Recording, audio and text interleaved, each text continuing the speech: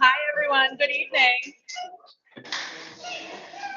Welcome to the 2022 annual membership meeting of the Oregon Country Fair. Like actually into it? 2022 annual membership meeting of the Oregon Country Fair. Like actually into it? So please bear with us while we have some technology wrinkles to work out. This is our first successful hybrid meeting. So please bear with us while we have we'll wait and see if we can make the microphones a little happier. This is our first successful hybrid meeting. So we'll wait and see if we can make the microphone. This is a microphone happier. Oh. Okay. It should be fine now. This is a microphone happier. Oh. So welcome to the annual membership meeting. No, this way. Okay. Okay. I can follow directions.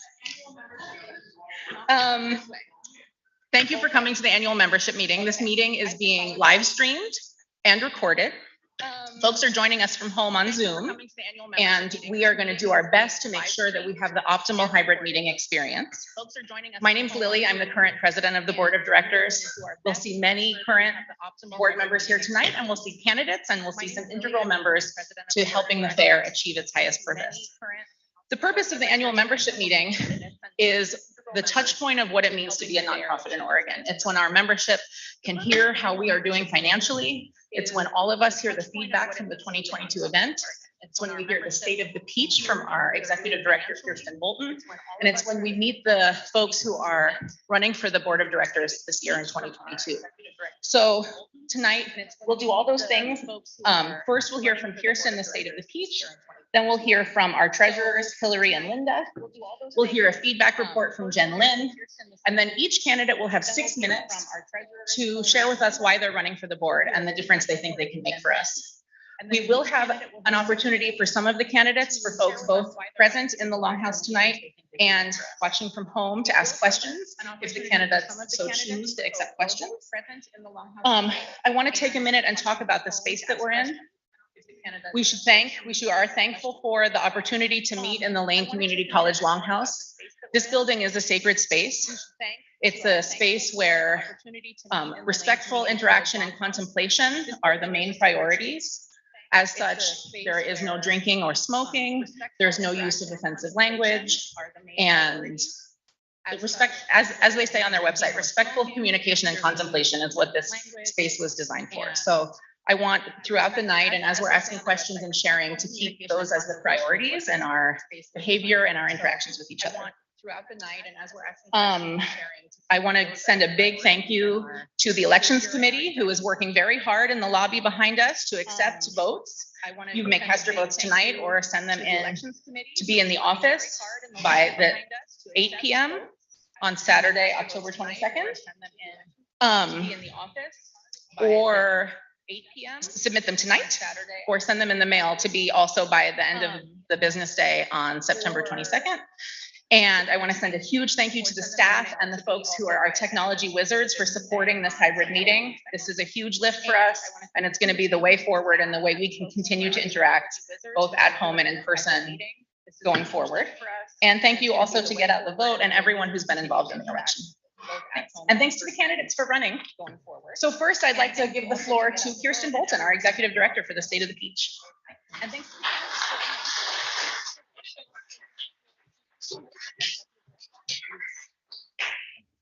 Thank you, Lily. And thank you to all the attendees tonight and to everyone who made this year's event a success and to the candidates that are running for the board of directors. attendees tonight. The state of our peach is one of evolution and change. Over the years, this organization has had to adapt to sustain itself. We adapted to a pandemic and were able to remain strong and relevant. Together, we overcame many obstacles this year because of our love and dedication to the Oregon Country Fair. I have spent the last year working to connect with as many volunteers as I can and to learn as much as I can.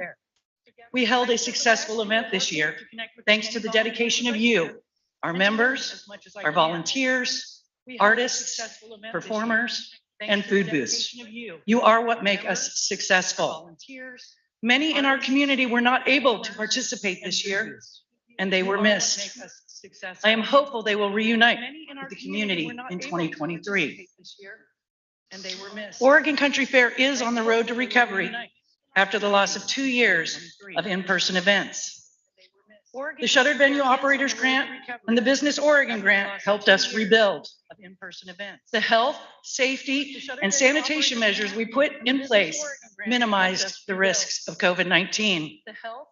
We knew COVID was coming to the fair, and together we created the safest possible event.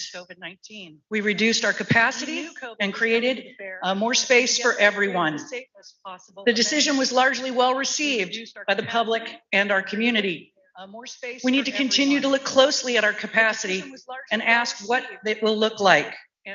Our size, our participants' enjoyment, and accomplishing our mission should be front and center in these conversations. We can only do this in a collaborative way. It is through partnership with each other and our broader community that we will thrive. We need to continue to prioritize land stewardship, future erosion and its effects on path planning, internal and external populations' impact on the land, water use, waste reduction, and support of recycling and durables, with a focus on being carbon neutral and the integration of alternative energy. The ultimate purpose is the sustainability of our land and our beloved event for the next 50 years. While we build our vision of the future, we must pay attention to our budget and revenue. We are still in delicate financial times, and it may be a couple of years before we have replenished our reserves and can take on some of the bigger projects that fit into our plan. As participants in this social experiment that we call the Oregon Country Fair, we must focus on positive communication and inspire our inquisitive nature so we become allies in the outcomes we seek. Membership and volunteerism are the bedrock of the organization, and we must nurture our diversity. We are complex and need to address power dynamics that may hold us back. It isn't enough to talk about our ethos. We must take action. The reputation of the fair is at stake when we don't act as advocates of our mission. We must engage in outreach and encourage member participation and input. It is the voice of the membership through voting and contributing in committees that will drive our success in achieving our goals. By being a part of the process, you help educate, train, and orient the organization towards the realization of its potential. Now that we can move forward to more in-person events and community gatherings, we will focus on generating new revenue streams through additional events and fundraisers. These don't need to be big affairs like our main event, but little things that help build relationships with each other and our community. Philanthropy is an essential part of our mission, and it nourishes our souls through giving back to our neighbors. Looking to the future, we need to recognize that climate change will impact our ecosystem. There is an invasive species, the emerald ash borer beetle, which will likely destroy all of our ash trees within the next 10 years. We will be tasked with removal and replanting of native species, and we are beginning a native plant nursery in anticipation of the need for shade trees. We can utilize areas of our land for agricultural development to meet our philanthropic goals by giving away any harvest that we can't use for our own events. We must honor the archaeological treasure of our land and find ways to honor the indigenous people that inhabited it. We have to protect, cherish, and steward our amazing land for future generations. Let's continue to warmly embrace our youth and our elders. Both have much to share with us. It is essential for our future to focus on what our youth require today. If that means we need to make space for more diverse and youth-focused entertainment, then let's do that. Our elders built on a vision that has supported 53 years of fair magic and have made us what we are today. And our youth will carry that forward when we empower them to take the lead. Let's work together and embrace and encourage our youth to help us evolve into something they want to carry forward for generations. We need to continue to evolve and embrace technology and its contributions to our interactions. Communication is the foundation success is built on. The more we communicate, the closer we become. We must utilize all the modern tools at our disposal to improve our communication. We will continue to develop a new volunteer database, focus on timely notifications of meetings, and encourage participation through hybrid meetings.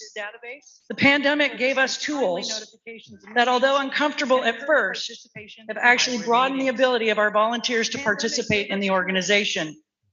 This added a diversity of voices to our committees and meetings and has strengthened member input. It has changed our behaviors, sometimes good and sometimes not. But we must keep this accessibility a part of everything we do from now on. As a bottom-up organization, the more communication we have among us, the more we strengthen our dedication to inclusivity. We have seen the oppression and marginalizing of people of color in our world, and we need to acknowledge the harm this has caused, and while working to prevent it in our future. As a community that celebrates and supports alternative lifestyles, it is our nature to be the bellwether of progressive thinking. How can we use this to lead for the fight of equity and justice in this world? How do we advance our own diversity? There are no easy answers, and making mistakes is part of the process of progress. We need to give each other grace when we make mistakes. We have to encourage change, embrace nonconformity, and celebrate diversity. We have more in common than what separates us. If we focus on the common threads between us, and if we lead by example, we can change the world. It is an honor and a privilege to serve you as the executive director. There are many challenges still ahead for us, and the creative process of actively joining individuals into a co-creative collective requires authentic communication, empathetic listening, and wildly creative solutions. When that is our focus, we can achieve great things. In conclusion, I want to remind you to cast your vote for the Board of Directors by October 22nd at 8 p.m. at the Eugene office. The Elections Committee will tally the votes on October 23rd and post the results to the .net site as soon as they are known. Thank you to the Get Out the Vote crew for hosting the candidate forum on October 2nd, and the Elections Committee for their hard work making the annual election run smoothly. Be sure to check out the .org site and buy some merch. We are also promoting an end-of-year tax-deductible donation campaign. If everyone gave $5, imagine what great things we could accomplish. Our favorite saying is yes, yes, yes. Let's frame that yes this year and say, yes, we are strong together. Yes, we are leaders together.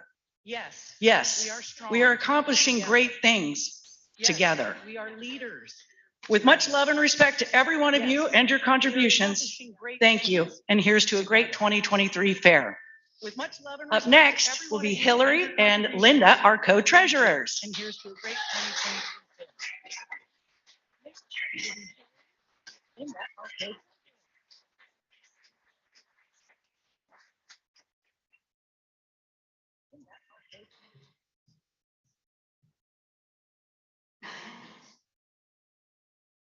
Do I go first? Sure. Or do you want me to go? Go ahead. Hi, everybody. Hillary's going to give a broad overview of our of their financials for the past year, but I'm going to just quickly talk about the prices for next year. So we had a financial planning committee meeting, and we agreed on a recommendation that's going to go to the board in December. So it's a balancing act on prices. We always try to think about what has happened in prior years and not give the burden on any one group too much between staff, excuse me, between volunteers and booth people with parking passes and wristband prices and such. So anyways, the long and the short of it is we did raise the prices last year for SO passes. So this year, we're not going to raise those prices. I'm recommending raising prices anyways for those passes or parking passes. We are recommending a raise for booth fees. It's about a 10% average range, $10 or $20 from many of the booths. For food booths, it's a $50 fee raise. So we are going to recommend that for the board, but that's actually the only change between the prices from last year. So I think that's it that I have. So I'll turn it over to Hillary. Thank you. I think that's it that I have. I'm not used to microphones, so bear with me. The interim financial report, there's copies of it back on that table, and you can also reach it online. It's at the bottom of the announcement for this annual meeting. There's a link to it. And I assume that somewhere else on the .net site that it's accessible, if not now, by Monday, I assume it will be. This report, not this report in particular, but it's a requirement of the bylaws that Linda and I give you an interim financial report at the annual meeting and, tell you how the fair went. The odd thing about that is it's not really a year end. So to some extent, this is a draft. It has been looked over very carefully by Norma and by Kirsten and by myself. There's been some adjustments made to try to clean it up, but it's still a work in progress. Not only is the year not done yet, and this year we probably will have more shuttered venue spending going late than in other years, but there's things that we know about. Even when September 30th came around, I got a copy of the QuickBooks and later heard that there's been some adjustments between the capital projects and the construction. So this is not a final project. Also, we don't have the green ticket money of $30,000 designated shown in here. So just take it with a grain of salt. This is close, but not yet a final product. So just take it with a grain of salt. The format in here is similar to what we've had in prior years. There's the budgeted actual for the expenses and income. There's a condensed balance sheet, and there's a condensed profit and loss. In past years, we've just shown a projected to year end on the profit and loss. But this year there's this chart, and the reason this chart is here instead of just showing a regular projection is to separate out the shuttered venue grant, operators grant money, and all this special money that we've got for COVID relief from our operating money. And part of what you can see on this is that our event revenue was down by about $1 million. Our spending was not down by that much, but the shuttered venue operators grant we had in the bank at the beginning of the year, and then we got that large state live venue grant during the year of about $300,000 that came in. So anyway, you can see how that plays out, and we expect to spend all this COVID relief money by the end of the year, if not then by March. And then we expect to be left with about $2 million, which is great.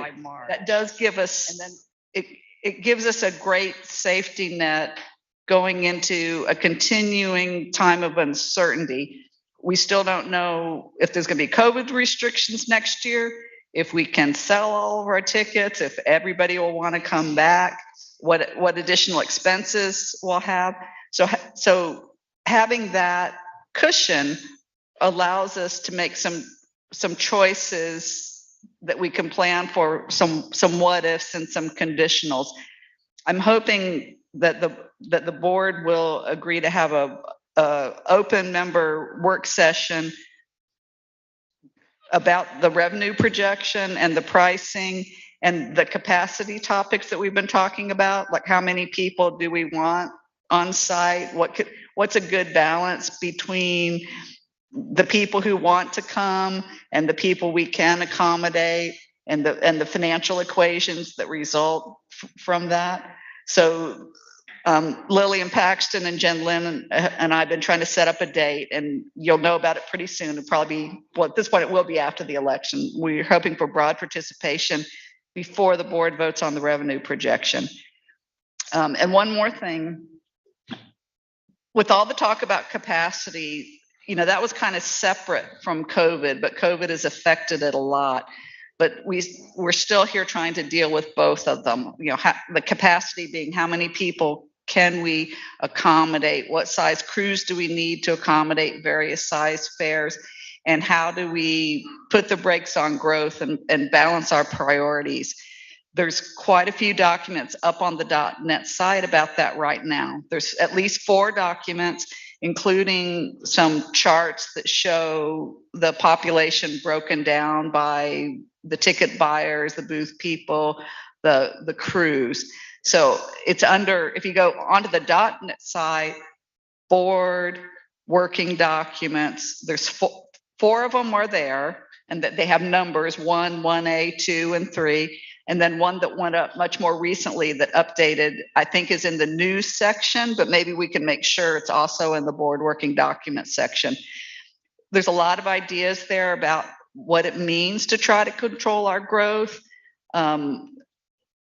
That we now are talking about a metric to define it, but we still don't have all the tools to analyze it. And it's a long-term project, and it's been amazing the amount of interest that people have had in it and how quickly they've grasped the ideas. And it's just really amazing the engagement people have had with that. And I hope people will continue, because it's a huge question facing us that impacts so much else. Thanks for everything.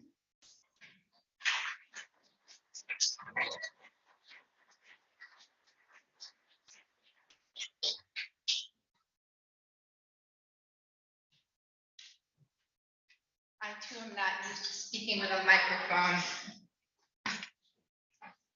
So we received more feedback than any prior year. We had 473 respondents whose comments yielded an 88-page report. To save paper and printing costs, I did not print any copies this year. It is available on the .NET site. The evaluation meeting report that we held in August is also on the .NET site. And this includes the notes from the 6 breakout sessions and topics that were discussed. One outcome of the evaluation meeting is that AJ and Paxton will reconvene the ad hoc group, or ad hoc sound work group. People interested in working on this issue should contact them, and I will forward all of the feedback on sound to Paxton and AJ. The feedback report includes 28 pages of comments appreciating the lower population on site. There were only 3 comments saying lift the cap. Many people thought that the population cap was the right thing to do for COVID. It allowed people with mobility issues or sensory issues more comfort to be present as well.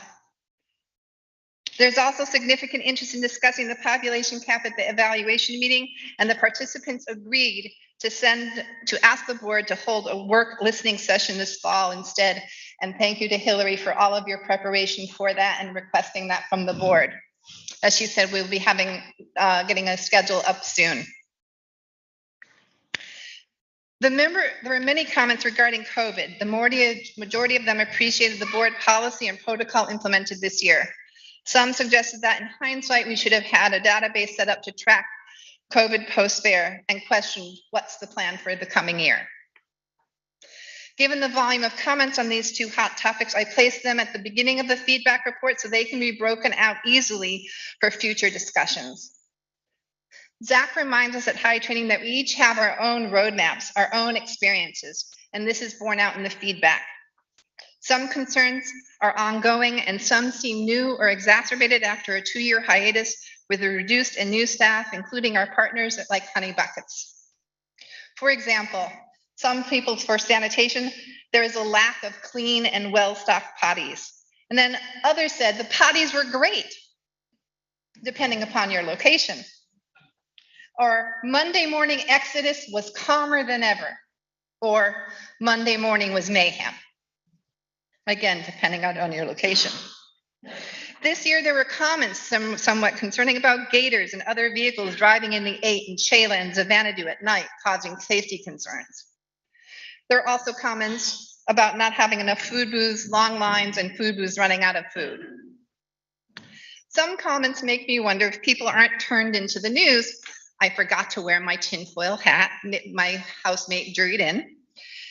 Because one person was concerned that my booth partner was anti-Semitic because he gave a list of all of the things that the tinfoil hats would protect you against, including Jewish space lasers. And I'm wondering, has she not read Marjorie Taylor Greene's comments from 2018 about them causing wildfires? Other times I wonder how much experience people have with fair. One person thought street signs to match the fair map. That makes sense. But then they added that we could even do a minutes range walk meter from stage to stage. And in my experience, time and space is fluid at fair. How would we do that? I learned new things about fair, such as which is exciting because there's an annual tennis ball, baseball-like game called the annual Labyrinth Classic. And these folks were kind of upset that their game was thwarted this year because that space was blocked off. And hopefully the weather will cooperate with us next year and we don't have to save that for displaced campers. One of the things I appreciate about compiling feedback is the language people use to convey their meaning. One person, I'm in favor of keeping the cap. The paths were crowded but manageable. The energy was abundant without the mounting frustration of not being able to navigate to where you're going and just feeling like a hippie toy on a conveyor belt. There is a lot of gratitude. I appreciate the massive amount of work it takes to create magic. And then one person, our booth had to be moved from Upper River Loop after 30 plus years in that location. Your crew was amazing in making the move effortless, well, nearly effortless. We love our new location. We realize your support staff was shorthanded, but there was no shortage of great spirit, of cooperation and joy. From the outside looking in, the foundational operation was superb, could not have been better. We want to commend your planning staff, operations, coordination, and all the hands that brought our fair alive again. With deepest gratitude, we thank each and every one of you. Some people displayed their whimsy. I was really pleased that because of supply chain issues, our containers of imported dust did not make it in time. And finally, back to my appreciation of one's use of language, I'll close with another fairy's comments. Thank you for rocking my love muscles.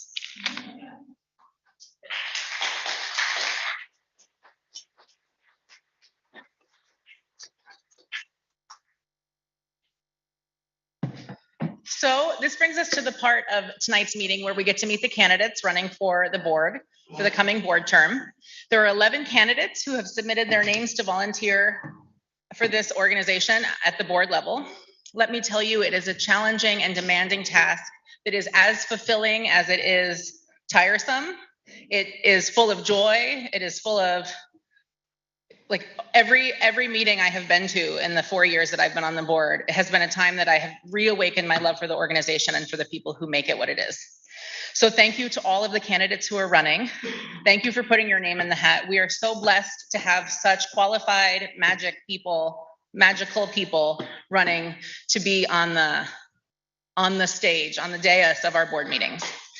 So let me tell you a little bit about how the format is going to go this evening. Each of the 11 candidates has 6 minutes to use as they choose. They can speak for 6 minutes. They could dance for 6 minutes if that's what they're moved to do. They can also invite questions from attendees both in person and joining us on Zoom, although they do not have to. If they do have time or so choose to accept questions, I will keep the stack for that. I'm going to work on achieving the most perfected format of hybrid meetings, which is that whoever puts their hand up in person or in the chat, in that order is what we're going to do. And I will close the stack after each candidate has had the opportunity to speak. So if 6 people would like to speak for the first candidate, but we only have time to get to 2, the other 4 who have had their names up will just be eliminated. They have the opportunity to put their names up again.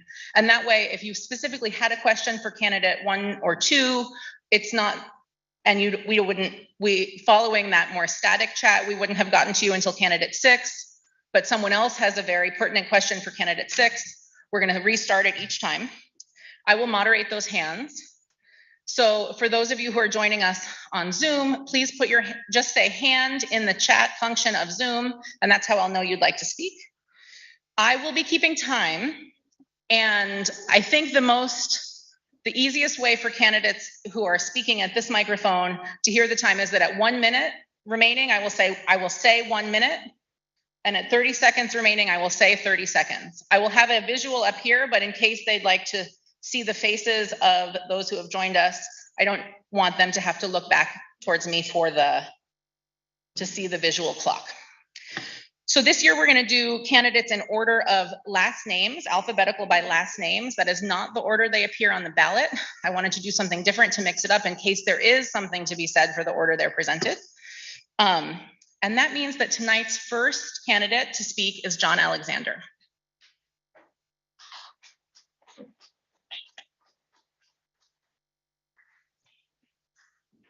Is John with us on Zoom? Let's give him a moment if he's here on Zoom. Okay. If he joins later, we can come back to him. That brings us to Ken Gibson. Are you here? Yes, I am, Lily. Thank you. I guess I've got a timer here. Ken Gibson or Mambo might be how he appears. Are you here? Are you hearing me? Hello? Hello?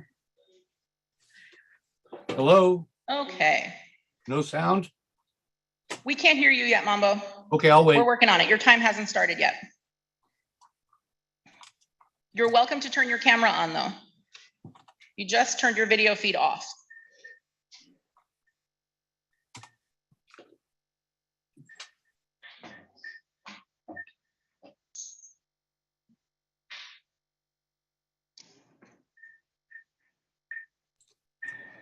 I am trying again. Any sound? Hello? Not yet. Sound. Count 1, 2, 3, 4. I am unmuted.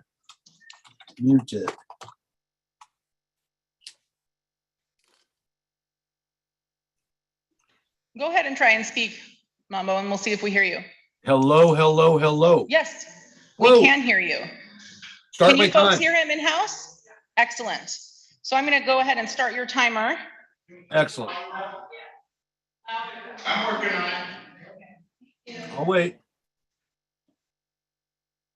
Thanks everyone for your patience. I did say at the start of tonight's meeting that this is our first successful use of the hybrid meeting format, and we still clearly have some wrinkles to work out. And that's okay with me. So I hope it's okay with you. Thanks everyone for your patience.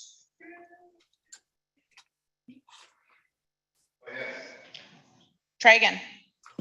1, 2, 3, Lovely. 4. Lovely. Okay.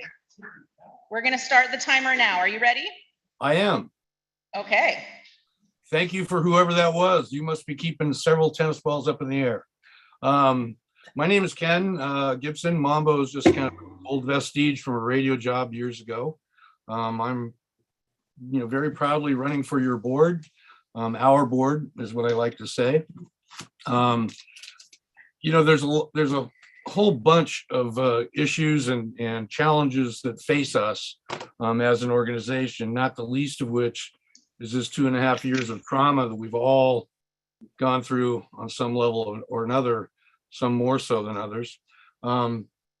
What I see as the first job is to basically establish a safe, respectful way to communicate. I don't think the board can not correctly successfully address some of these challenges until some of this internal conflict and style is dealt with. One of the fundamentals is we all have to somehow agree on a basic set of facts, just a basic set, and from there we can go. Right now, this argument over who, what, where, I think it gets caught up in emotion and bias, if you will, and it gets away from that commonly agreed to set of facts. And so what I would strive to do is to work with people, not only my fellow board members, should I get that job or that position, but also the membership, to just agree on some things, to agree on some facts, agree on some ways that we're going to go forward. One of the key things that kind of just shows what kind of problem I'm trying to address here is in the last 18 months or so, 4 different people have said racially insensitive comments in a public Oregon Country Fair setting. 4. Only one of those people has been consequented at all. Right there, you have an inequity in response that points out some of these issues where we have a disagreement on what is factual, what is not. I would work to address that, to find that equity, whatever that may be. I'm not beholden to one or the other, as long as we can all agree what is equitable. The other thing that I talked about in the forum a month or so ago is membership involvement. One of the things that I think is a huge step forward is what we're doing tonight. Being able to participate from my home. Now, this was a personal choice of mine. I am at this stage still COVID virgin. That's pretty amazing given the public nature of my employment at the time and the fact that my wife is a critical care nurse. We both are COVID virgins. I have some surgery scheduled in a while, and to me, it just wasn't worth the risk, even though I haven't seen you folks in person for almost 2 years. So I think this involvement is huge. I think if it was Lily who said this, or maybe it was Kirsten, a huge step forward. And I really enjoy whoever that tech is behind the scenes, who's plugging the wires and getting it all to work. I don't really have a lot to say other than that. I think, like I said, it's a basic, fundamental thing that we need to accomplish. And specific things like fireworks, population, things like that. Those are all issues that I think we've got good people working on right now. But if the board can heal itself and heal those lines of communication, which I will work towards, and I think one of the huge positives, let me go off on a side note here, is the amount of new blood, new faces running for the board this year. I felt so good on that Wednesday when those names came out. It was just, yes. And with that, I suppose I could open it to questions. I'm not sure if this format will lend itself. 1 minute remaining. Okay, we have 1 minute to remain. So I would urge you, if you do have questions, my email is printed and available. If not, there's some people who definitely have it. Again, I thank you for your time. For those people that are in the Longhouse today, I miss you. I hope to see you good soon and stay healthy. Thank you. 30 seconds remaining. Mambo, would you like to take a question in those 30 seconds? Sure. Are there any questions on the floor, from the floor?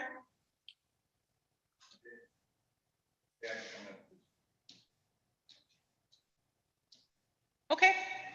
Seems like no questions at this time. Thank you so much, Mambo. Thank you. Next up is Thomas Horn. So this mic right there. Yep. How's that? Good? A little closer? Oh, you can come here then. That's fine. Yep. Well, thanks. Thanks for allowing me to be here tonight. It's really, it's sweet. I kind of recognize what Mambo's saying, to be in person and to be, also be able to be in a hybrid setting is really nice. And it's using technology in the best possible ways. We do that in education as well. My name is Thomas Horn, and I'm going to take questions by email. So my email is listed because I want to tell a story tonight. It's actually a surfing story. I got a chuckle from Arna when I told her I was going to tell a surfing story. I grew up in Eugene, and I was born at Sacred Heart, 1970. My mom was a bagel baker at Mama's Home Fried Truck Stop, if for those of you that have maybe remember Mama's, right? And my sister and I were two little towhead kids under the table while my mom worked nights making bagels at Mama's. We ran around. I learned to play chess with a guy named Stupid. He taught me how to play, and I started playing for a nickel. And I tried to make as much money as I could as a young kid. Remember running around the University of Oregon with one red saltwater sandal because I couldn't find the other one. So we were little wild feral children back in the day. I've been part of the fair for a long, long time, and I married into the fair as well, a family that's been part of the fair since its inception. We used to build yurts. We were Oregon Yurt Works for many years across from Energy Park. I worked for many years helping to build yurts. I was a carpenter with my father-in-law. And then I moved into education and became a teacher. My wife is also a teacher. We were both special education teachers. I gained an interest in working with children when I first took a job leading kids into the backcountry, and they were kids who had addiction issues and who'd had a lot of trouble in life. And one of the things that we learned is that wilderness is a really beautiful way to sort of capture the imaginations of kids and help them to realize that life is beautiful and to reintegrate into their dreams and society in a different way. I then became a principal at an alternative school, which I know the fair has its roots in supporting alternative schools, so that's really special to me. Also working with kids who had lots of issues and also lots of dreams and hopes. Our focus was sustainability at that alternative school. And then I became an elementary principal. I was at Edison Elementary in Eugene, Oregon for quite a few years, where I lived close there as well and got to know the community pretty well. My nickname in the community in Eugene is Tommy Tomato. So most of the kids that are now have deeper voices than I do still call me Tommy Tomato around town. I think one of the things I wanted to mention tonight, there's lots of issues and lots of things that we're wrestling with as a fair, and things that are very, very important for us to tackle and to do in a way that is done cordially and in a way that allows for dialogue and moves us forward. I grew up in Eugene, but my father's side of the family was in Hawaii. So I learned to surf when I was 14. So here's the surfing story. Don't laugh too hard, Arna. But surfing in Oregon, and I surfed quite a bit, is cold. Oregon's fickle. The ocean's fickle. I oftentimes drive out to the beach with my two daughters who also surf and my wife, Tyann, and you'll see windy days. We live an hour from the coast, so you never quite know what you're going to get. And you'll get to the coast and you'll put on sometimes a slightly clammy wetsuit because they kind of never dry. They smell wonderful. And you put on this wetsuit and you're at the beach and it's whatever conditions are there, and you have to paddle out. And the waves hit you in the face, and it's really hard, and it's really difficult, and it's something that many people who begin to surf, it's the one thing that they do that makes them not want to ever do it again, because you're constantly getting hit in the face by these waves. And so you paddle out, and you finally get past the waves, And it's beautiful out there. It's really calm. By the way, secret, 90% of surfing is actually sitting on your ass on a surfboard. So it's not as exciting as you might think. But you'll see gray whales, you'll see all kinds of things, sea lions, it's beautiful. Their gray whales are migrating right now off of Otter Rock. We were there last weekend.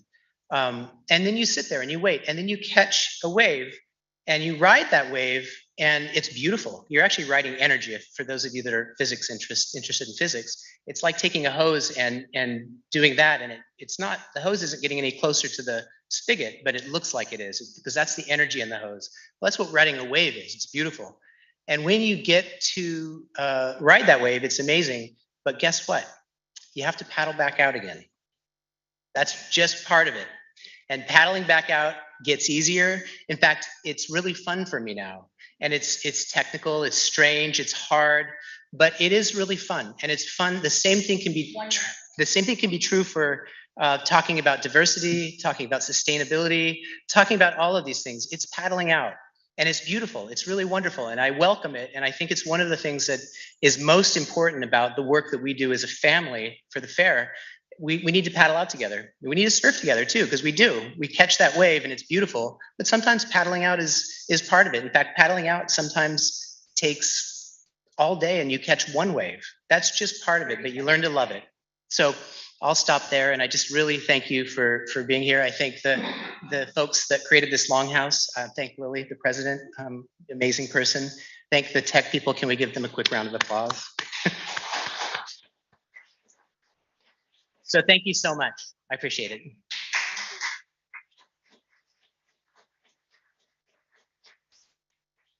Next up is Anthony Jackson.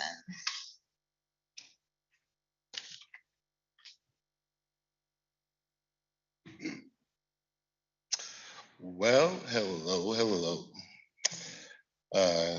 When I saw this podium up here, I thought, first thing, if my mom saw me now, she would think, oh, he's a pastor. But I thought, then I would tell her that I believe God is a woman, and she would lose that. And so I am excited to be here tonight. And I want to first thank everyone here and everyone paying attention online. I am the product of a community. As I've been public about my upbringing, I am only here standing before you because of folks and communities like this one at OCF. People that in my hardest times in life, where I was all alone, lifted me up and brought me and introduced me to their community. When I say that, I mean that from the bottom of my heart. So many of you who have watched me over the last 2 years be passionate about what I believe in,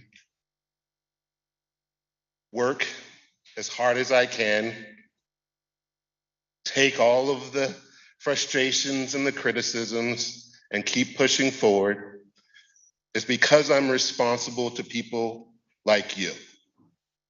I'm responsible to people who helped raise me and make me who I am, and that have given me this privilege to be a part of an organization that does so much for community and for so many people. It doesn't matter whether you're mature, youthful, whether you're male, female, or anything in between. This community is and supposed to be for you. My job as a board member, and I take it seriously, is to make sure that your voice is heard in everything I do. Contrary to what some people believe, as board members, we don't get paid to do this job. It is intense. There are some times where you go home at night and you don't sleep because the weight of the world, the weight of your decision affects so many people. What I will say is this: I've had amazing support from this community over the last 2 years as I've served as your vice president. There have been challenging times, and many of you have seen those challenging times. But what is not lost on me, and what I've not lost, is that fighting spirit.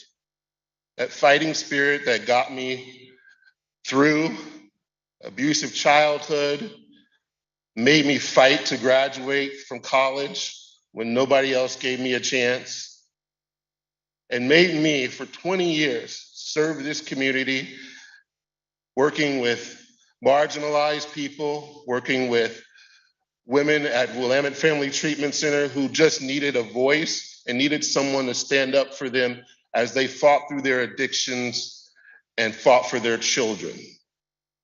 Whether it be supporting adults with disabilities and managing group homes through Oregon Supported Living Program, where I fought to help folks who weren't ingrained in our community get ingrained in our community. I have been a fighter for people because people have been a fighter for me. And so, if you vote for me again and give me one last opportunity to complete some of the work that I set out to complete when I first ran 2 years ago, what you get is you get a fighter. You get someone who comes to work and comes to that board meeting every time with not my own personal goals or personal things to accomplish, but with the weight of what people have asked me to do. And so I thank you for that. And I don't know how much more time I have, but I will be open to take one question if someone has one. Any spirit?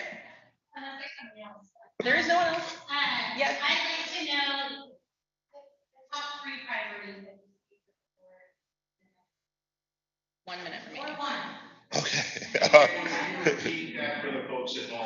All right. So Spirit is looking. I'm going to give you the first top priority for the board in the upcoming season. I think it goes back to what Tom and I think Mambo were saying. I think our leadership has to find its way. We have to come together. We have to be able to work together, and we have to get our house in order. We cannot do what we're supposed to do for you if we can't work together. So that's why I'm excited about the people running and the new faces, because I do think we have the potential of doing that and moving the ball forward. So let's get working together. We, yes, yes. Thank you.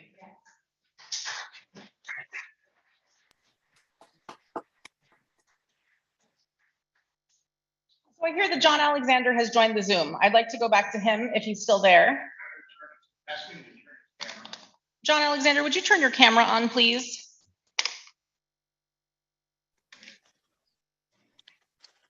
Well, let's see if I do it this way. Hello, everybody. I'm sorry I can't be there. Can you hear me? Yes. Fantastic.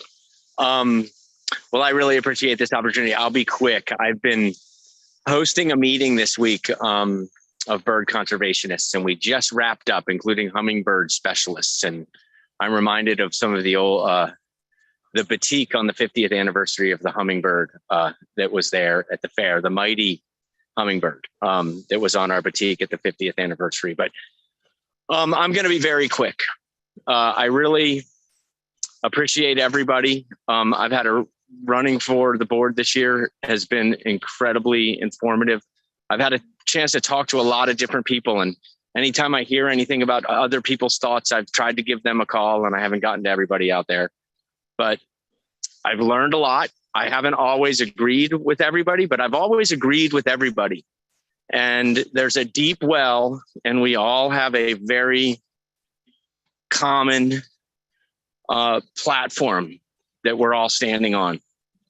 And no matter how we might differ, I do believe that our fair family is unique, and we've got a common platform that we can stand on. And I was thinking to myself, I'm going to be really quick tonight, and I couldn't help to be a bit emotional thinking about running for the board and thinking about the challenges that our fair faces and thinking about trying to help as the best I can to help everybody get through them and realize our best potential. But I'm reminded of I think it was 1991, Grateful Dead concert in in Oakland when Bill Graham had died, and emotions were high.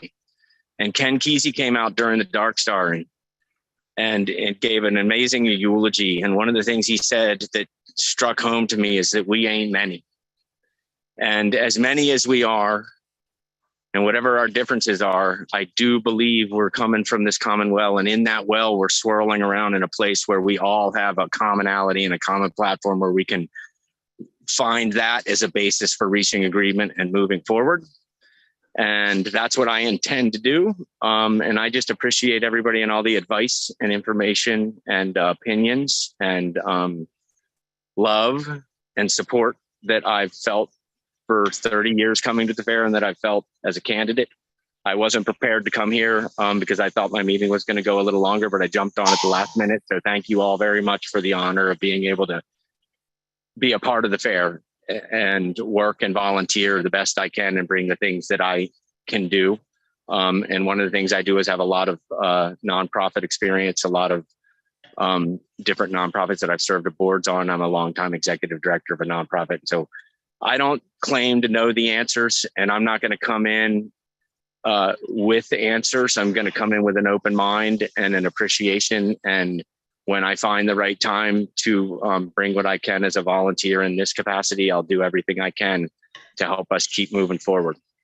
So I love you all. Thank you very much. I'll leave it at that. Would you like to take any questions tonight? You know, I heard Spirit ask Anthony a question. I'm like, wow, that's sure. I'll take a question. Okay, there's 2 minutes and 30 seconds left. Do we have any questions? You're gonna have to speak in the microphone. I can Somebody also might have echo to the repeat question. it. Okay, John. Can somebody repeat that into the microphone? It'd be great. Say it again, Spirit. What is your number one priority for your time on the board? Of this next year, John? Yeah, I think that's a great question. And when I said that, I was like, wow, I was like, that's brave to be answering questions in live like this. So this is fantastic. Spirit, thank you. I think my number one priority is similar to what other people are saying, which is to find that common ground and to move forward through challenges and also turning these challenges into opportunities. And let alone these challenges, there's so many great things that are happening out there at the fair that in watching some of the hard decisions that have had to be made and the hard conversations that have had to be made that get lost. And so I think it's really to remember all of those different amazing things that are happening at the fair. And I keep getting reminded of a path planning meeting that I went to where there were like 4 other committees represented at that meeting talking about wonderful things that had happened at the fair last year and how to make those better. So I think finding that common ground, and I do think that there are some basic things about the board really owning the challenges, taking responsibility of all of the committees coming up. 1 minute remaining. Thank you. The committee best practices that are coming out, different kinds of things of being consistent about how we make policy, make decisions, listen to everybody out there, all of our members, and try to balance all of that. So I do think there's some structural stuff that's in the NAO report and some other things about how we do committees and do other things from a board of directors perspective with Oregon laws and what it means in our bylaws and all those things in place. I think we can do better. I'll leave it at that. Thank you. Yep.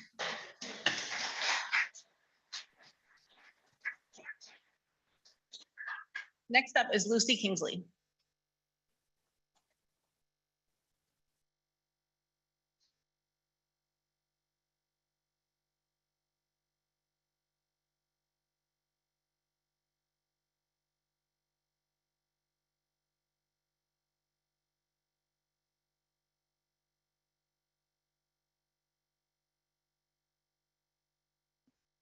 Thank you, Lily.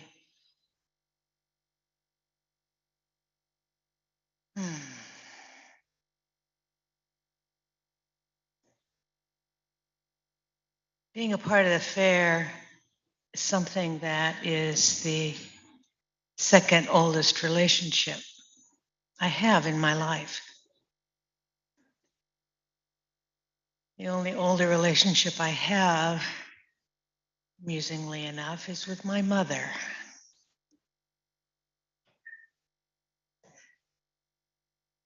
I feel like there are ways that I've become the woman that I am because the fair is family for me, very personally.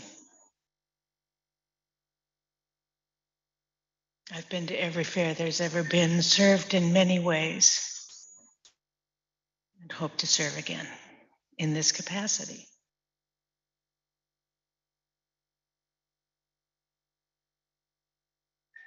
There are many fractures in our community, many divisions, many different points of view.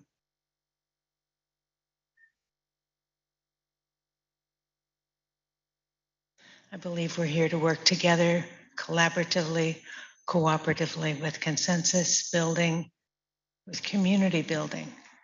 That's to me what sits at our heart. The community of the people, the community with the land,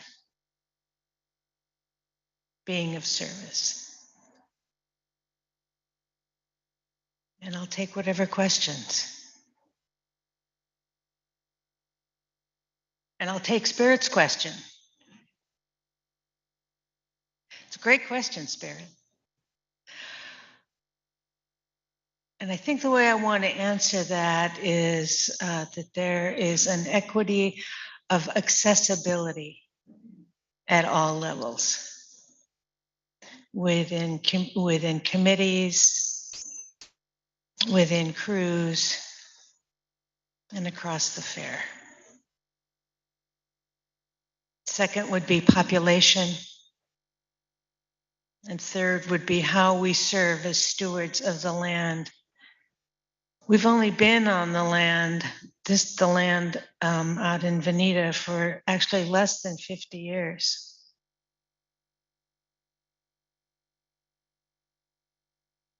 The native population has met there for more than 10,000.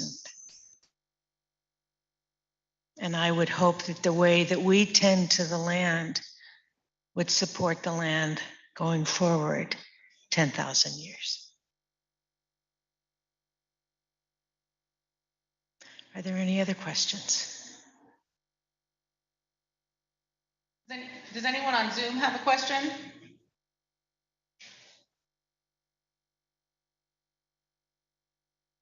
You have 2 minutes and 45 seconds left. Lucy, would you like to?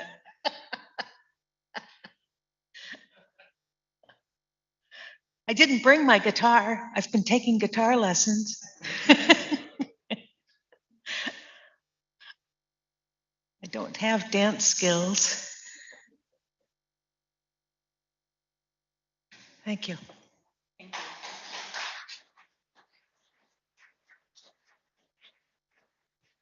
you.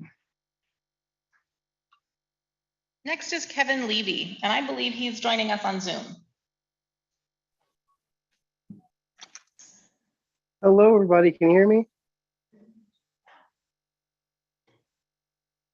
Can you hear me? Yes, Do we have can hear sound? you. Okay, good. All right, thanks. Okay, so hello, Fair Family. My name is Kevin Levy, and I am running as a candidate for the board. So I'm really grateful to be here. It's an amazing process. I'm sorry I couldn't be present to give hugs personally. I am celebrating a birthday with family, so definitely want to make sure to zoom in and talk to you. Okay, so to start, I've written a little something. I've heard that it takes a village. And that being said, I firmly believe that it will take every single one of us to keep this going. I have to say that this organization has some of the best volunteers I've ever seen in my life. It's better than anything, and it's amazing the work and effort that you folks put in, and being a part of that is incredible, and I'm very grateful for that. If voted in, I promise to champion more member input, impactful, thoughtful policy, and I promise to always work in collaboration with the board, committees, members, staff, anyone and everyone involved with the fair. I'm a hard worker at heart, and I love to get things done.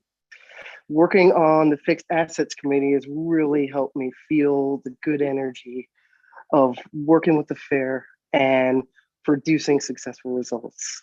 Seeing everyone get together and collaborate and work on an issue, figure something out, solve it, get it ready, and have it be useful for the community is just, it's incredible. And so being on the board, that is something that I want to be there with you to help accomplish. That is the work. So if voted on the board, I look forward to hopefully working with everyone to continue the fair and its efforts for the next generation. And not written down, I would say to answer Spirit's question, and I can take another question, I would say one of my main focuses is going to be momentum. It's really going to be, learning for myself what it all looks like, as well as working with everyone to start moving everything forward and keep it going and keep the pace exact and correct so that it's not anything that's too much for anyone. But definitely we want to make progress, and I love watching the progress has been made. So really, again, happy to be here. And so I guess, Lily, I've got some more time, so I'll take a question. You do, you have 3 minutes left. Are there any Okay. questions from anyone in the Longhouse or on Zoom?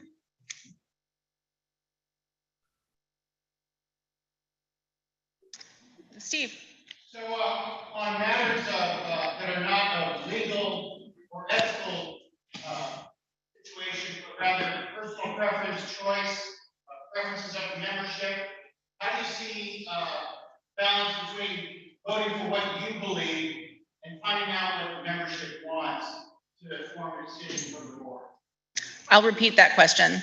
So Okay, on thanks. matters that are not legal or ethical, how do you balance voting for in line with your own personal opinions and sourcing what the membership believes about an issue and how the membership would like you to vote? Did I do okay? Okay, so you're saying if it is not legal or ethical, is the question? Yes.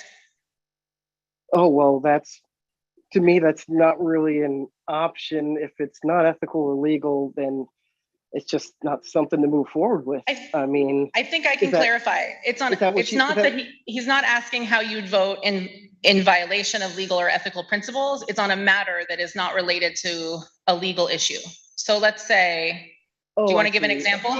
Smoking, fireworks. Fireworks, right. So for something like that, to where, voting on something that I feel personally about, you mean, as far as whether it's about the members or for me, it becomes in the end, what is best for the organization? That's always what I have to bring myself to ask. I really know that the members make this organization everything, but without the organization, we can't even be members. And so really it's about, what is best to keep the fair going, as well as, how can we work on whatever that issue is? If it is something, how can we figure out something that works with everybody?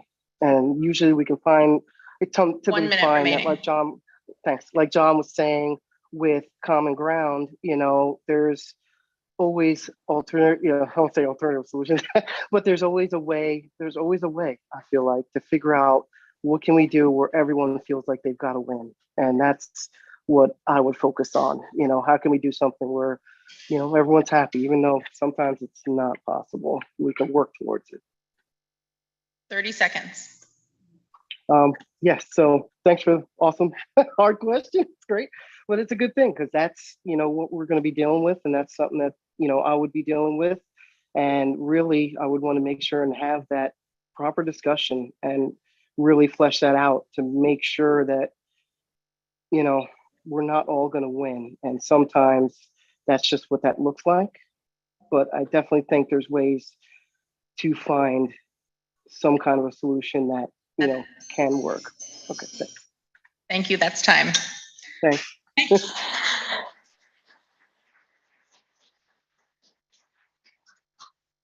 Next up is Katie Parker.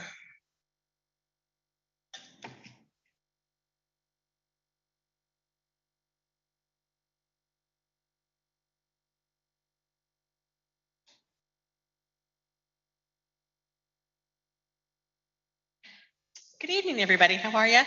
It's good to be actually seeing people in person. It's really nice. And thank you to everybody who can attend on Zoom as well.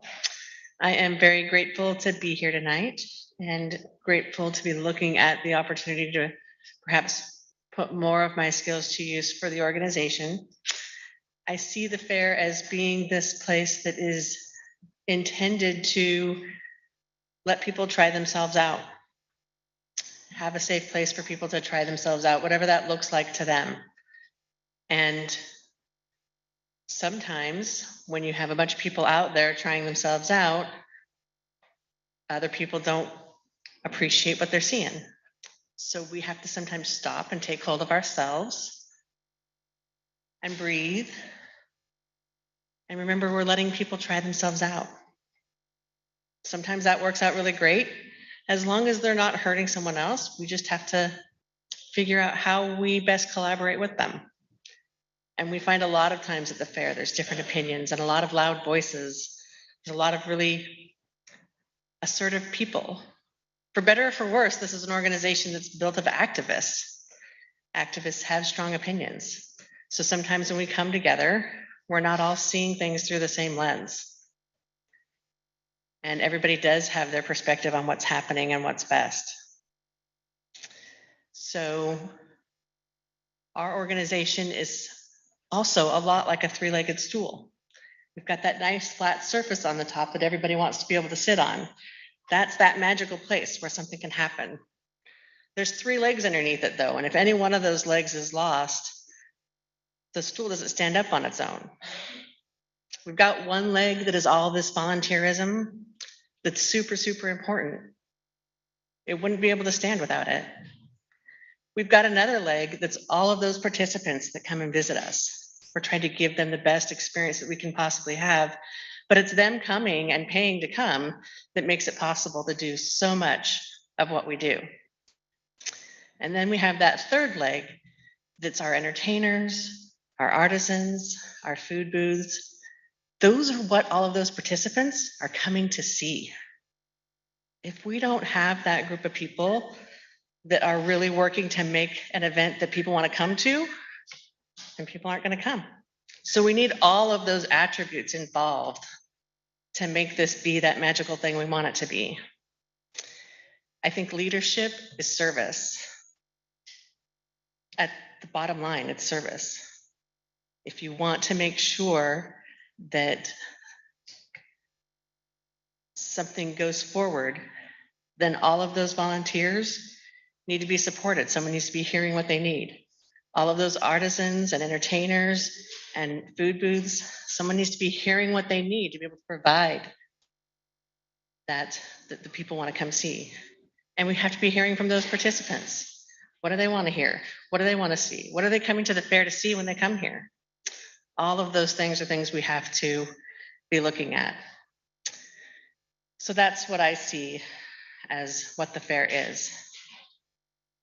I come from a background of HR, and I come from a background of training communications to team leaders in really large work groups, teaching people how to listen to other people, teaching people how to serve other people and make sure that they are supported and have what they need. That's my background. And to answer Spirit's question, which I think is one of the most excellent ones, what do I see as being the priorities of the fair? We may be 50 years old, but we're still working on collaboration. And that's one of the things we need to do the most. And one of the interesting parts about collaboration is that if you're busy talking, you're not busy hearing. So we need to be hearing. That's how we serve, is we need to be listening and hearing. And are there any questions? Any questions?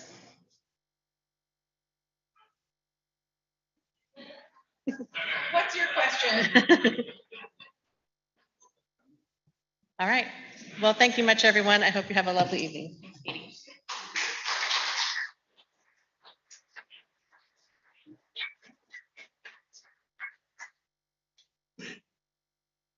Next up, we have Ann Rogers, who will be joining us by Zoom.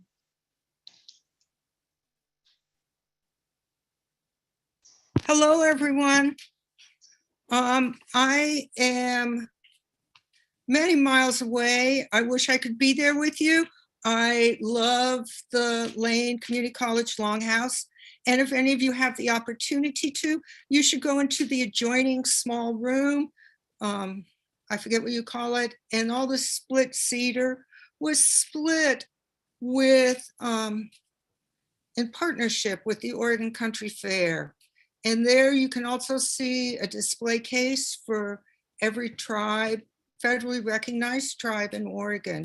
So it's a special place in many ways because of this work together. Part of the reason I can't be there is because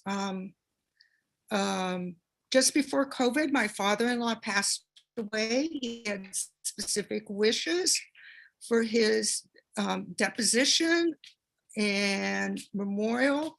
And as a family, we're just getting to it now. So if you know the myth of the Grateful Dead, you understand that. Anyway, which covers many cultures. Anyway, I'm running for the board. I have a great passion for the principles that started the fair originally, and those movement, the environmental movement, and the anti-war movement. And as these things have changed through time, and in many ways have still not been resolved at the heart of people in the United States in general, I think it is really important that we try and step forward and keep carrying on those values. And so one of the things, my internet connection is very unstable. I'm in rural Maine, and the electricity was out yesterday, so I apologize. I just get these little things. And but one of the things is we owe a stewardship to the land. That stewardship, in my mind, the land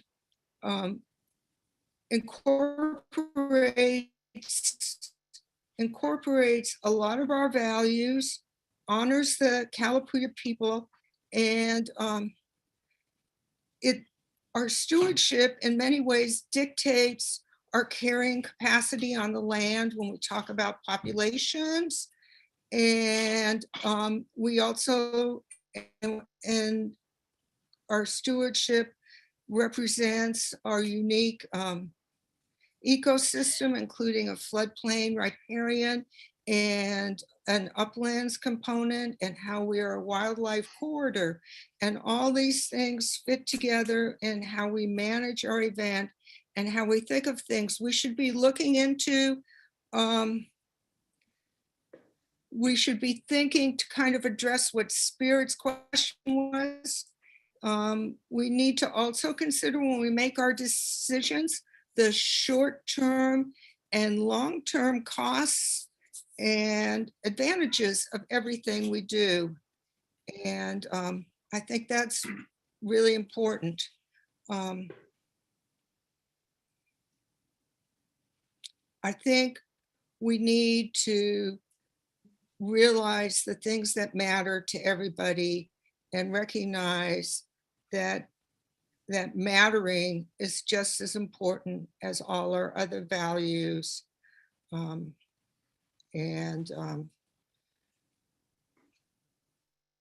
It's important. And I don't have much else.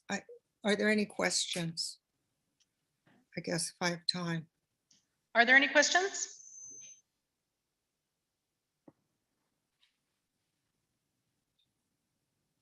Yes. Hi. Since I don't know you, and I haven't been delinquent in meetings of the candidate state.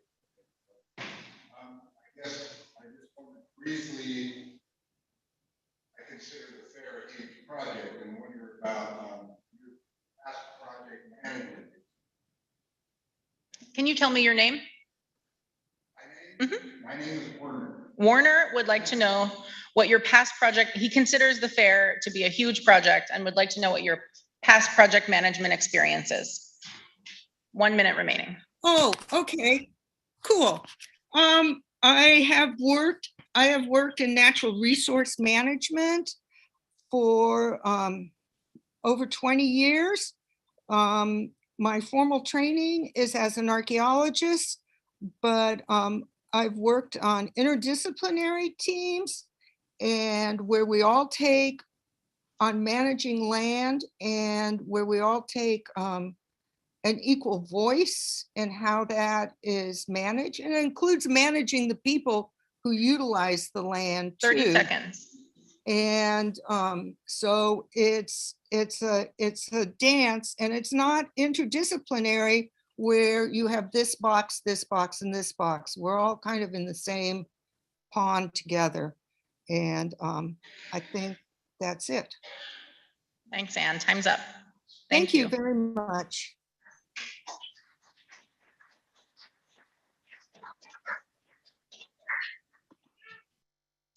Next is Arna Shaw. Do you mind if the people, come on up. I'm going to take 1 moment. Folks in Zoom are having trouble keeping track of the names. I'm just going to type in the order of operations. And since I can't levitate my laptop, I'm going to use the podium.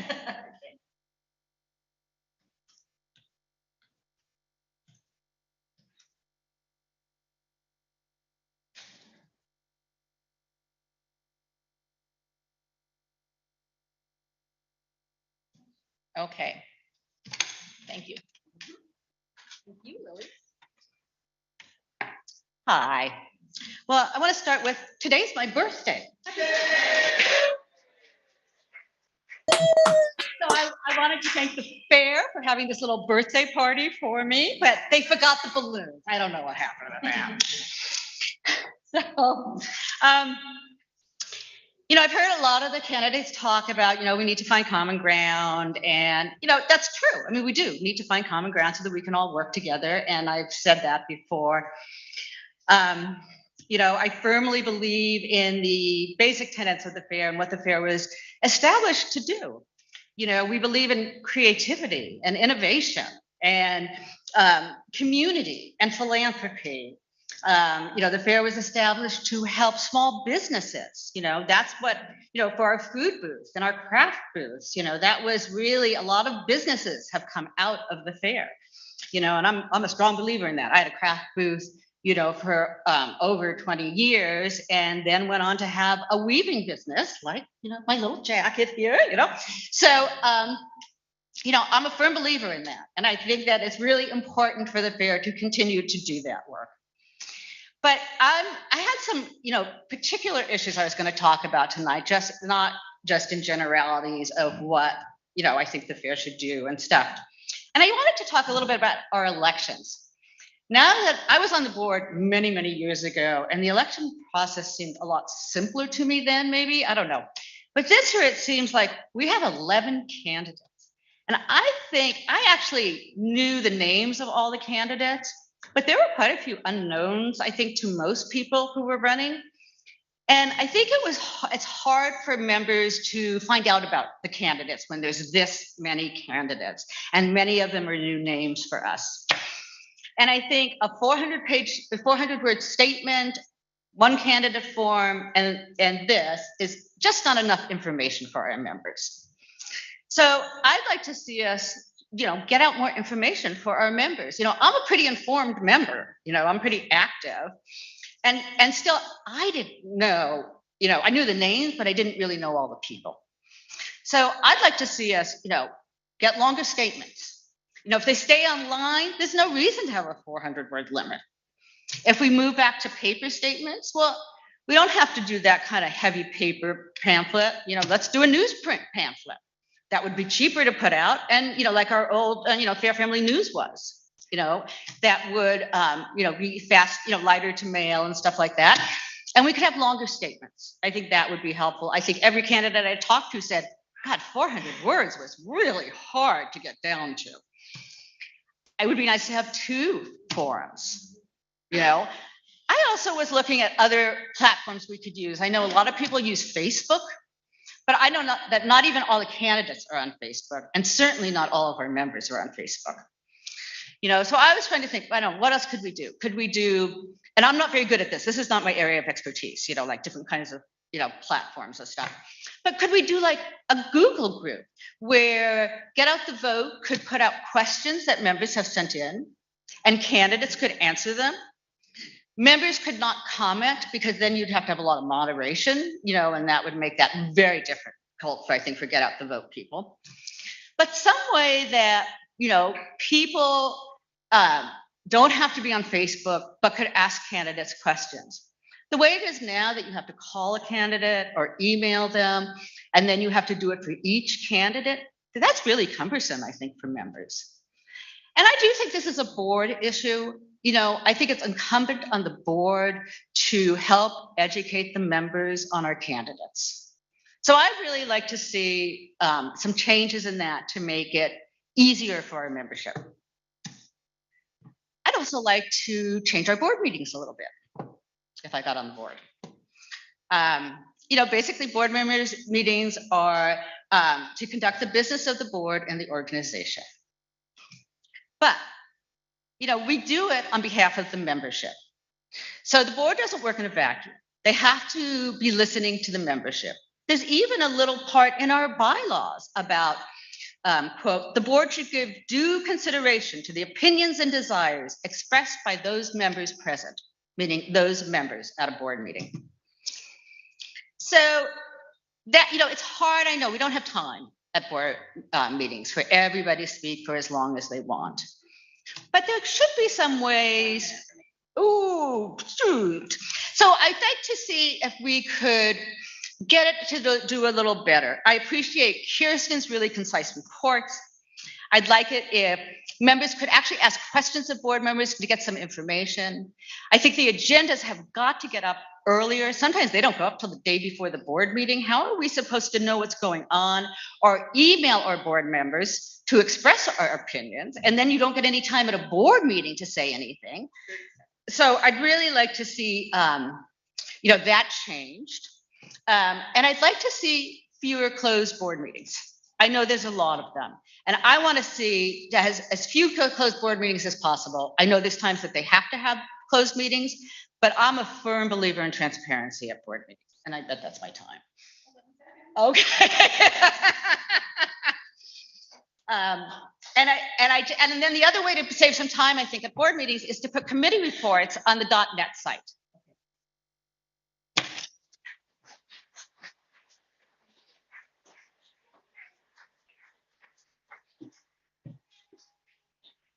John Steinhardt, you're next.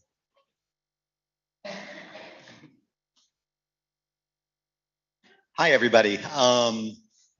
I had planned out some stuff to say tonight, and Kirsten said almost all of it. So I'm going to wing it for other things. I've really enjoyed working with Kirsten, and one of the things the board needs to do is support her. This is my 30th year of serving the fair, and I really do mean serve, because I wasn't one of those people that was born lucky with a good voice or being able to dance or play an instrument or draw or paint or anything like that. I was born a geek, and an era when it wasn't a popular thing. But I ended up getting sucked into the fair to make crews work better. I ended up computerizing the largest cruise at the fair. I still handle thousands of people's worth of stuff every year and made it all work better for people. And I like that, because that means the people that can sing and dance and juggle have more energy to go do that.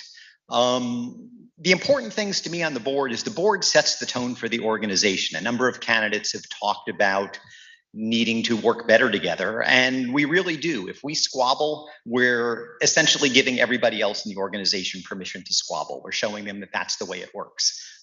We've got to stop doing that. My big thing is communication.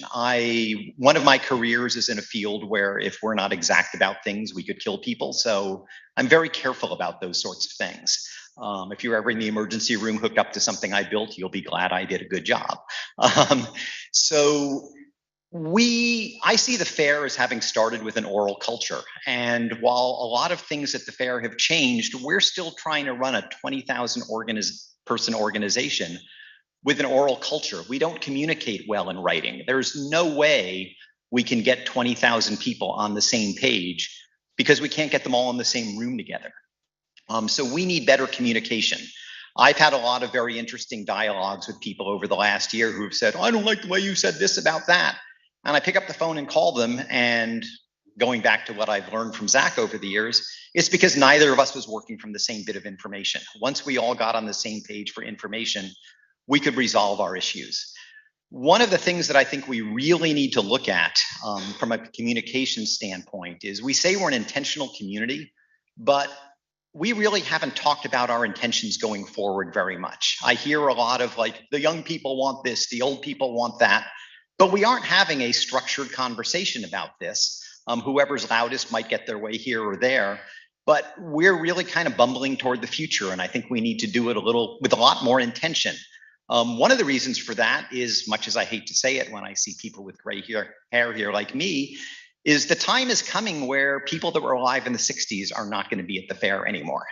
We need to figure out what what the character of our event is going to be going forward. I think a lot of people come to the fair for that vision of a better time in the 60s, but how are we going to maintain that when there's nobody here that remembers what that was? So we need to figure out what we're going to be in the future. We need to make sure that what it does is going to attract the public. So anyway, that's kind of what my bit of winging it. So I'll take some questions if anybody has them. Any questions?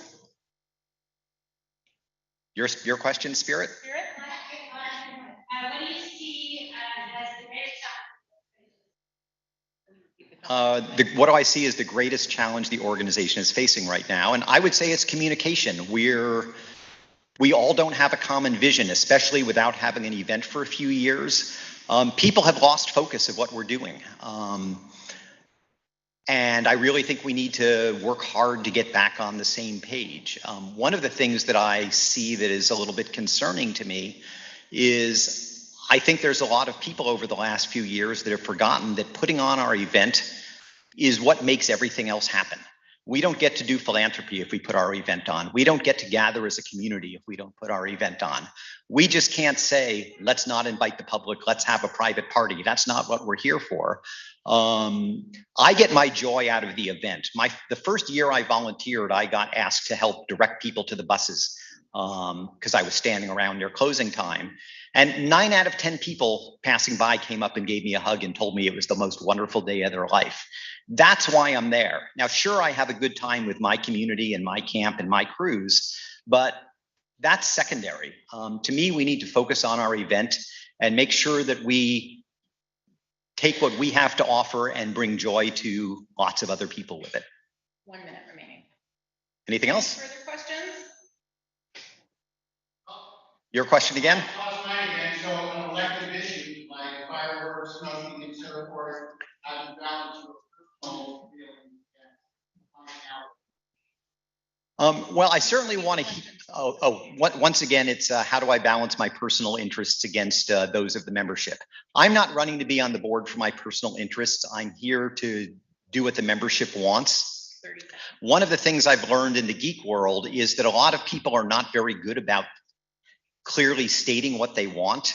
And part of the job of being in, I guess, upper management is what the board is listening to people and figuring out what they're actually saying and try to synthesize solutions that work for a lot of people, even though it may not be what they were specifically asking for. Anything else? Thank you.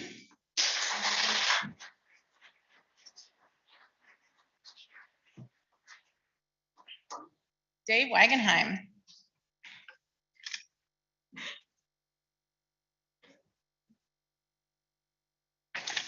Hello, everybody. Thanks for coming and thanks for the opportunity to share some ideas here. I've loved hearing from other candidates. Everything that has been said has really resonated with me, especially our director, Kirsten. It's hard to add on anything that she said, so I think I'll talk a little bit about how I came to be here. So my name is Dave Wagenheim, and I'm from, I was born in Florida, raised in South Florida. And after growing up there, I kind of felt like, you know, I was drawn to experiencing something different than what I was raised around. So when it came down time to further my education, I found myself in the Midwest going to a small school, and I studied biology. And after that, I was kind of like, well, what to do next? I've got a biology degree and I don't want to work in a lab. So a couple of classmates that had graduated years before had told me about this job in Alaska and doing fisheries observing.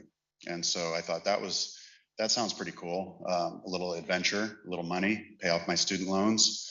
So I went up to Alaska to work, and I met a whole lot of people up there, a lot of interesting people. And I think that really broadened my perspective when I was off not working. I traveled a lot, and I loved meeting different people from different places. Traveling, that also broadened my perspective. A lot of growth happened for me in that time. And you know, I did epic travels and trips, and worked, you know, in dangerous conditions. Tried to explain to my mom that everything was going to be okay, not to worry about me. And then finally, I got the urge to kind of settle down a bit. And that's when I found Eugene, Oregon. And when I moved here, I also experienced the lovely people here that were also some, you know, from here, born and raised, and then a lot of people from other places, just like me. And I was inspired right away by the creative expression here, the support for small business and entrepreneurship. And it really inspired me to start my own business. And that's what I did. I started a little food business, a food cart. And somebody told me about the fair. And without ever being at the fair, I went and applied. And I was in front of the jury, and I remember Toby was there, and Sue Kesey was there. And you know, they tried my food and they liked it, and I had an opportunity. I didn't even know how lucky I was, really.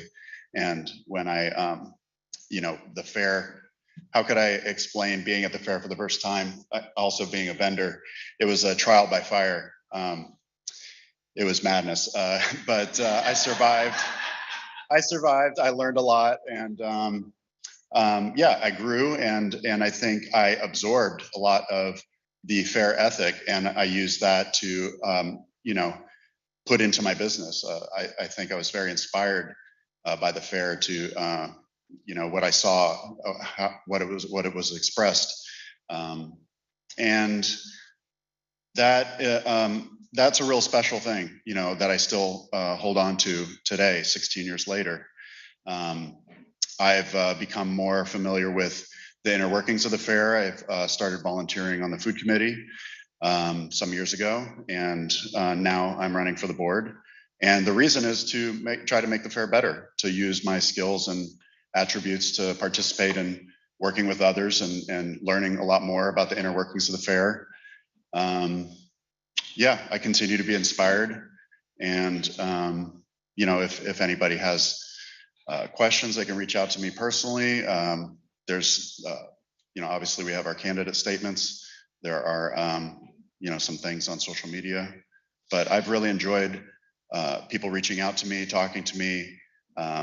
It's allowed me to kind of, I think after, you know, halfway through my time at the fair, I started realizing, especially after getting an opportunity to build a booth there, that wow, like you show up a month before the fair as opposed to like a week before with a food cart, but you show up a month before, you see all the volunteers that make it happen. And so like that, I think was a really powerful moment for me to see just how much goes into making this happen. It's not easy. I know I've seen that. And I just hope to participate in making it better. So I'll take any questions if anybody has. Do we have any questions? Yeah, what's your name? Lena, what's your question?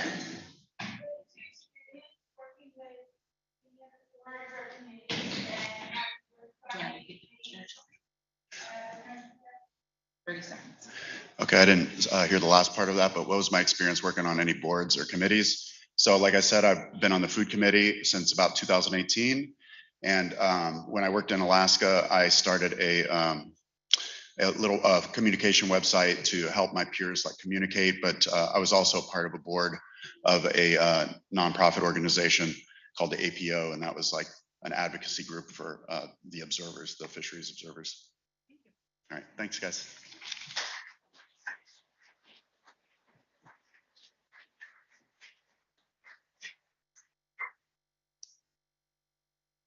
I don't mean to brag, but while people were speaking, I invented a new word. So I'm going to use it in a sentence right now. Is there anyone here in person or in the Zoomiverse who would like to nominate someone from the floor? Zoomiverse was the word I invented.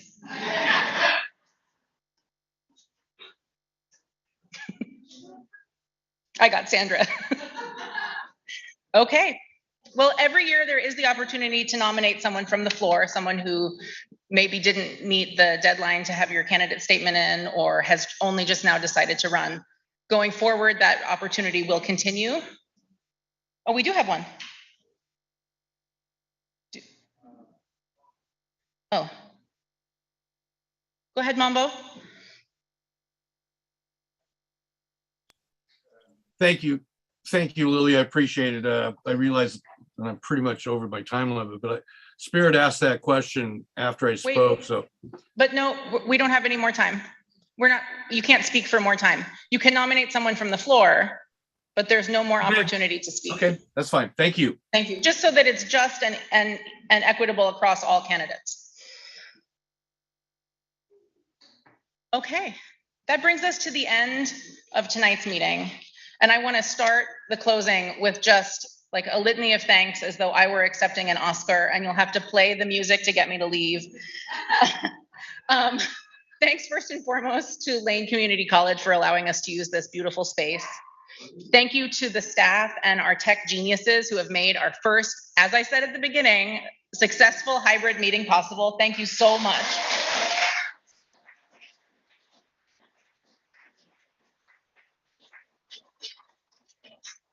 We were all over. Yes, we were. Thank you. Thank you to the elections committee for the Herculean task of reaching out to our membership and getting ballots out and then receiving and counting ballots to ensure that we have a fair election. Thank you to Hillary and Linda, our co-treasurers who presented tonight, to Jen Lynn for presenting the fair feedback report, to Kirsten for presenting her first State of the Peach. No, maybe last year you had a State of the Peach. Second State of the Peach. Thank you to the membership who participated in this meeting, both in person and at home. Thank you to the membership who always supports us in our meetings. Thank you to the volunteers who made our event possible. See, I told you it's going to go on and on and on.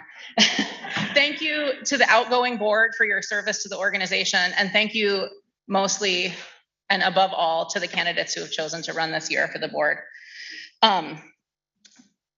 This organization means so much to so many of us. And without folks who are brave and sacrificing of their time and service to be on the board and for the membership you should take your responsibility to vote very greatly. This organization is a membership nonprofit. It's very important that we all use our right to vote both for this and in our local and national elections, but we don't know what you want unless you vote for the board members who you think best will represent this organization and provide a duty of care and duty of loyalty to what we are, to enact and to enable and to carry forward for our next half century, the mission of the Oregon Country Fair to promote psycho-spiritual rejuvenation. So thank you to everyone for coming tonight. Thank you.